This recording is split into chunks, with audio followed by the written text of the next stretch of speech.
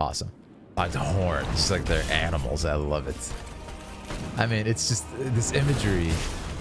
It's iconic now. It has become iconic. Many of us have had such a special, kind of unexpected experience with Elden Ring. And one thing I haven't seen in a long time is the story trailer that they released for Elden Ring before it came out. And since then, I've played the game for countless hours. I've watched the VatiVidya videos explaining all the lore. I've been wanting to go back and look at the first story trailer and analyze the cinematic language. So why don't we do that together? And if you enjoy our time together, please look at some of the other videos we've done on this channel and tell me about your Elden Ring build. All right, FromSoft. There's so many great experiences playing their games. Dark Souls. It happened an age ago. There's nothing like it. I remember seeing this trailer for the first time. Now that I know all these characters, I see it true. It means something so much different. There's Ranni, of course. On a night of wintry fog. Such cool imagery. Wintry fog. It's really bringing that coldness to it. It's great. The rune of death bestowed. I love the diffused lighting through the fog there. It really sets the mood. The sound design of that hit. Holy. And the demigods began to fall. It's such a conceptual trailer. Starting with Godwyn the Golden. Oh, Godwyn. His lore is wild. It's so interesting, though. It's such a concept. Like, it's just evocative imagery. You know, that makes you want to learn about it. To the brink. America. It's just evocative imagery. It makes you want to play the game, of course, but also makes you want to kind of unearth the truth of it. And this is, of course, Morgott, as I like to call him, Marlit. The Elden Ring was broken, but by whom? Look at the imagery, man. The falling leaves tell a story, right? Is what we hear in this game. Oh, glorious imagery. Look at the Erd tree. This shot is wild. I remember this shot from the trailer. Yeah, this massive scale shot of a battle with the tree in it. Oh, look at this. I love it. It's so smart to show this. What could the demigods ever hope to win by warring? And it's interesting because you don't know what any of this means. She's asking, what could they hope to win? And it's like, what does this mean for me as the player when you first see it? Now, us knowing these characters. Awesome. Melania, Radahn. So cool to see them again after what we've been through with them. These epic battles. And look at the coloration. General Radahn. Oh, it's so beautiful. And look at the coloration. I want to talk about the color design of this whole sequence, which kind of mimics like the Scarlet Rot. These two were the mightiest to remain and locked horns in combat. Like the horns, like they're animals. I love it. I mean, it's just this imagery. It's iconic now. It has become iconic. Look at this. It's become absolutely iconic. There would be no victor. Oh, it's like a painting. It's such a powerful image, and you don't know what it means. So we inhabit a fractured Of course, I know now. It's a Scarlet Rot bloom awaiting the arrival of the Elden Lord. that has taken her Empyrean status to another level. And look at this image. I mean, come on. Unless, of course, The reveal. thou shouldst take the crown. It's just, it's so interesting visually. It's so conceptual. Like when you see this, who is she? Why does she have 4 arms? What is going on here? Her soul or something. It's like a mirror face. Of course, we know what it means now, right? If we've taken a dive into the lore, we know that she's left behind her body, which was a sort of slave to the fingers. And now she has kind of her own free will because of that. She's assumed the form of this doll, Lady Ranni, and it's so fascinating. But you know, when you first see this, all you kind of have to go on is like, what is this beautiful image? And the character design for Ranni is probably the best in the game. Let's be quite honest, right? It's so cool, and it's quite original, though it does still evoke Miura Of course, Kentaro Miura, the legend, rest in peace. This, of course, evokes a little bit of Shirke from Berserk. Let's go back, though. I want to look at some of these shots. Like I said, check out our other videos. Make sure to subscribe if you're new here. And yeah, it's so much fun. And yeah, let's go back and look at some of the stuff in detail in here, because this is incredible. And man, again, just such a powerful conceptual trailer that evokes so much with so little. And I remember seeing this and just being like, huh, you know, like this could mean anything. But I think what's cool about it is, you know, it could mean something to everybody who watches it. And it's so fascinating to go back after these years and watch this, because I mean, this must have premiered several years ago. I don't know the exact date, but And the demigods began to fall. and like that, the demigods began to fall. And it's like, you know, what does that mean to someone who doesn't know who these people are? It's so fascinating. And of course, we know this is the destined death, which has been stolen by these assassins, or by Ronnie, I should say, and has been used to destroy one of the demigods. The shattering ensued, a war that wrought only And this is great too, because you get this later when you actually fight Morgott. There's this great scene where he says, like, you know, traitors all, and he talks about everybody who should be here and all the gods of the Empyreans. And it's great. But it's such a great imagery, and I want to talk about the coloration again. It's a really cool coloration, because it has this sort of drained feeling to it, but it's also so rich, and it's so just, oh, it's almost like cozy in a weird way.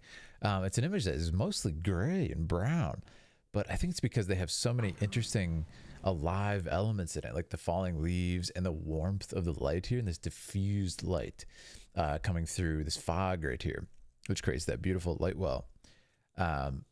It has a warmth to it. It has a coziness to it. It almost feels like the Council of Elrond. It's a very similar coloration to that from Lord of the Rings, Fellowship. And it's cool because we get these just one-off set pieces. And this shot, I mean, we could talk about this shot all day, right? You start with the Erd tree, which is this, you know, to the eye right now. It's like, yeah, cool, it's a tree. But then you zoom out, and it's like you start to realize the scale of this tree. And you say, wait a second, that's a city wall. Its tree is towering over the city wall, many, many times bigger. In fact, it's gargantuan. And then you see, oh, this is a big giant guy. What is that? But it's cool because you look at it and you're like, oh, that's like a person. But then you realize that's a giant. As we scale back, it was very clever to do that first. And then you realize, oh, that's a giant. These are people. This city's bigger than I thought, which means that tree is bigger than I thought. See, it just keeps compounding on itself. It's just such a smart shot. And then as it pulls back, I mean, again, just question, answer. Look at this. Question. What's that? Right? It's such a smart shot. The audience asks, what the heck is that thing? Oh, it's that. It's just so awesome. It's this massive arrow, actually, even though it's the size of, you know, a building. Siege towers, and you have this great composition and everything. And like I said, it has still those browns and that gray. You start to get the flames of war, a little bit of orange and red in there, but it's very consistently these sort of dilapidated, low saturation colors. And it also gives kind of like a historical feeling to it for that reason, I think. Do you agree? I really like what they did, but it's just such a smart shot to realize the scale of what's going on. And of course, we kind of linger out here to, again, look how smart they are, show the sort of diameter of the tree trunk, which was the first image in this shot. And you realize this tree is, you know, cosmic. And then there's another arrow in the face. Now, this last part is definitely my favorite. It's just, everybody loves an underdog, as we know, right? So this image instantly, you feel an affinity for this character, right? Because of the over the shoulder shot, because they pulled it back a little bit. It's actually a cowboy shot, is what we call it in film, of millennia right here. It's a little bit wider than a cowboy shot. It would be around the hip for a cowboy shot, hence the holster cowboy. But for this, it's awesome because, you know, there's a insinuation that this character is injured. is holding their arm, you know, kind of like Vegeta from Dragon Ball Z. He's always got that shoulder injury. You got to get that checked out, man. Got to go to a physical therapist, maybe a chiropractor. But check this out. Look at the posture. Look at the body language, right? She's kind of on the back leg, you might say. And then we have Radahn, who's just towering. His swords are in the ground, right? It's like he's not threatened, man. He's gonna have his weapons in his hand. They're kind of out of reach. He's hanging out. He's not worried about it. And Millennia looks like she's injured. So there's just so much visual information in this. And you got to remember, now that we've played the game, well, maybe you haven't if you're watching this, but those of us who've played the game, there's such a history with these characters and their fights.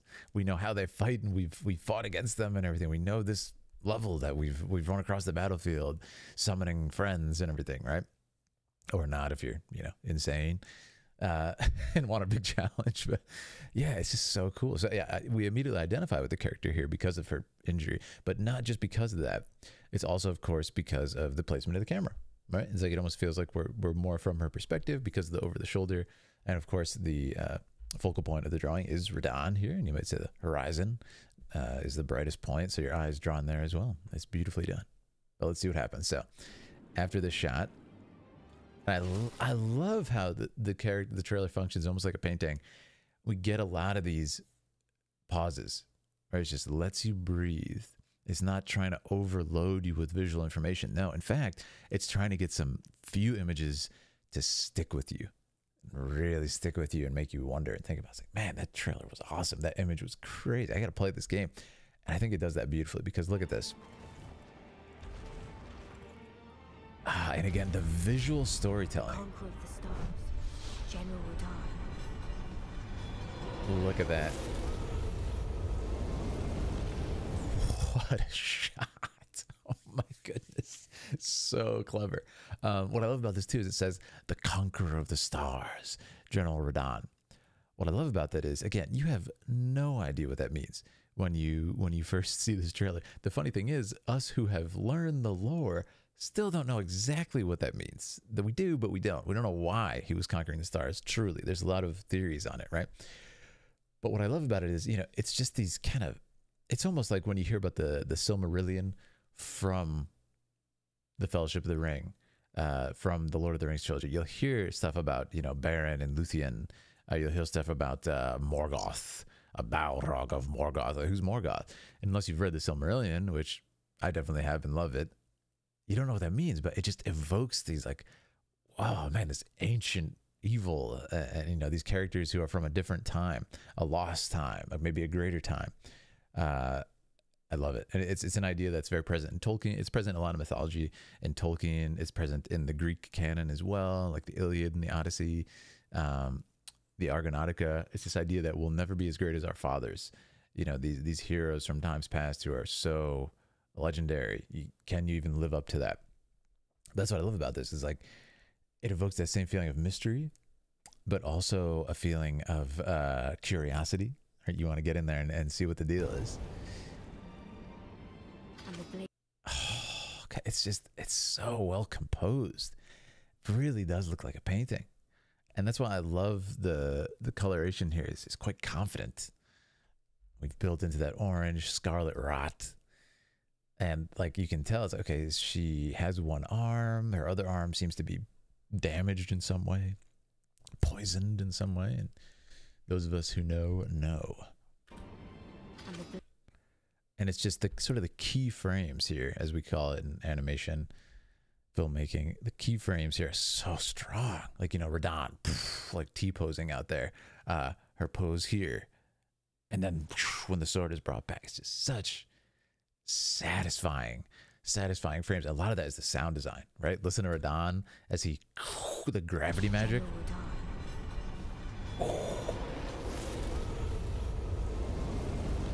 I mean, come on, this is how strong this guy is. Okay, that's why he didn't need his weapons. And it also makes you wonder again, how are we going to beat this guy? You know, if we are Millennia, which obviously they want us to identify with her, because look what they've done so cleverly. They brought the camera down even more than it was at that sort of cowboy hip shot. They brought it down even more, so he just seems looming, seems gargantuan. He literally seems like a giant right here. It's so cool. It's so cool. and the blade of Mikkel and Melania the Seventh. I love it. These two were the mightiest to remain, and locked horns in combat. I love how they actually cut right there and they give us a sort of respite. So you see this great shot where they come clashing together, and we'll go slowly through this. Look at this, when you see them rushing towards each other. Again, just like that right there is a painting, right? It's a beautiful composition, and we've still retained that original over-the-shoulder angle, which was very smart. You can see we've done a rack focus here onto Melania, and then there's this awesome kind of cross X that appears on the screen as they clash right there. But I love this because the whole thing is narrated by Ronnie. It feels like we've kind of entered into a story time, and your imagination takes over for a second right here. These two were the mightiest to remain, and locked horns in combat. Because then you're picturing this battle already, and you know like a lot of stuff is happening. Then we cut to the ending, so we don't know how long this battle was. Ooh, so cool. We got to look at that in the slow. I want to see kind of how they do it. So there's a great shot of him winding up, and then we get this awesome motion blur, which gives the effect of extreme velocity. And then that's super interesting. We actually start a close-up of her helmet, and then the particles and the sparks of her prosthesis just awesome. And then of course the sword, which she then grabs with her hand. Like, oh, what a shot. And it's very cool because it's very hard to do a shot like that. There's a lot going on.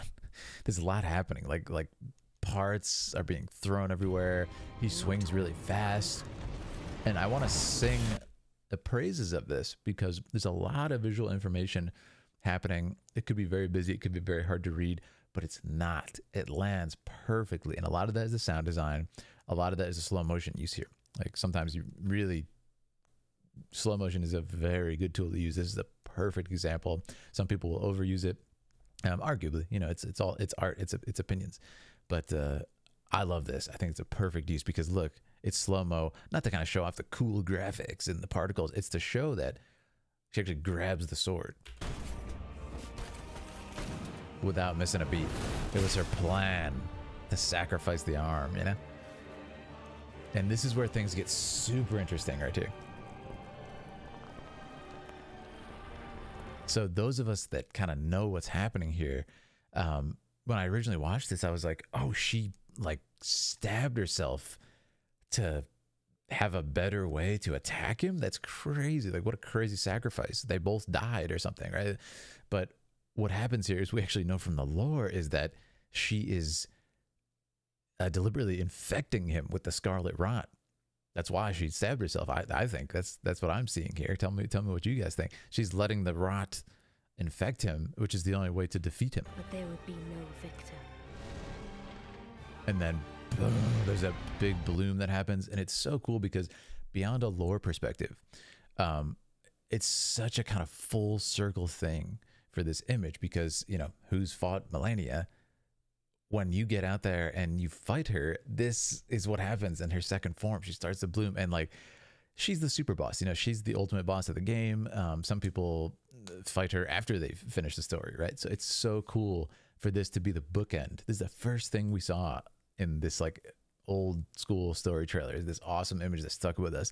And then in the game, when you finally see this, it's like my journey's at its end, man. I've gotten so powerful. I've got this crazy build. I've gotten all these weapons and level ups and, you know, stat building and everything.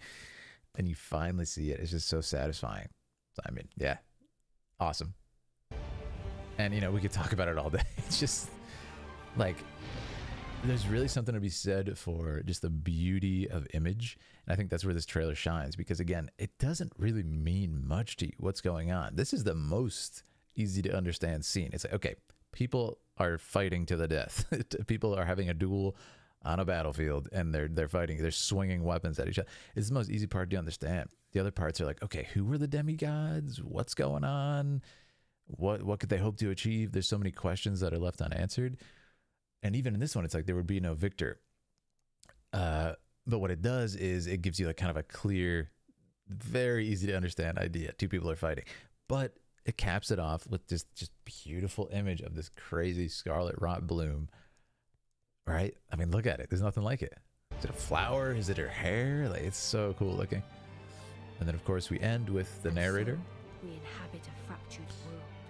And it's like, what? You know, why does that mean we inhabit a fractured world? So again, it's raising more questions than answers, but I think it's so well done for that reason. Awaiting the arrival of the Elden. Makes you want to play, right?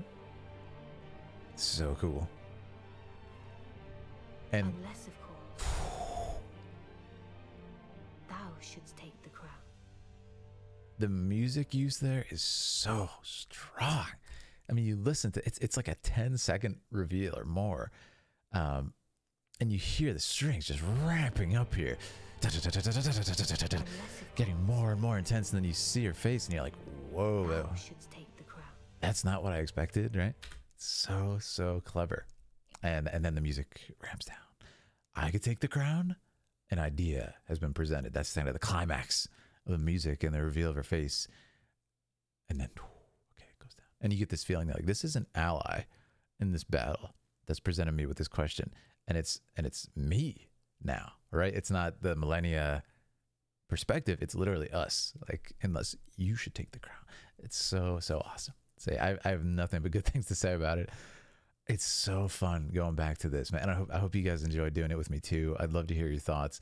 How does it feel to see this again after all these years, after the journey we've had through this game, you know? And it just really makes you appreciate the storytelling that FromSoft does. It's a super unique storytelling. A lot of people will never learn the story at all. They will just play the game, enjoy the mechanics, and beat it. You really do have to either spend hours trying to piece together the item descriptions, or go watch, like I said, a Vati video, shout out to, or someone who does this sort of lore videos. But it's a beautiful and unique form of storytelling that has always gripped me because of the imagination. And it's interesting, I usually don't go and look at the lore videos. This is the first game where I did, and I really enjoyed it. But something I always loved about Dark Souls was I would play the games and I'd sort of experience this version of the story that has like all the very unique gaps that my mind filled just for the stuff I personally discovered and figured out, right? And everybody has their own unique story that they've created because of that. So when you go and look at the lore, obviously you get like the story, or the most story that's available, right? A lot of it is still just theory based, but it's cool. And how do you guys like to do it? Do you like to just play the game, or do you like to kind of get the definitive story, go watch some videos, go read all the descriptions? I tend to like a good balance myself, and I think that's what makes these stories just so damn amazing. Yeah, but anyways, you guys are the best. Thank you so much for joining me on this kind of nostalgic analysis, a little bit different than the stuff we usually do. We are going back and doing a lot of sort of classic stuff like that. I say classic, it's a couple of years old, but a lot of classic games. I would love to hear other recommendations for stuff you'd like me to check out and talk about. But I hope you guys enjoyed everything. Make sure to subscribe if you're new and you're enjoying your time here. Make sure to follow on Twitch and all other social media if you want to chat more.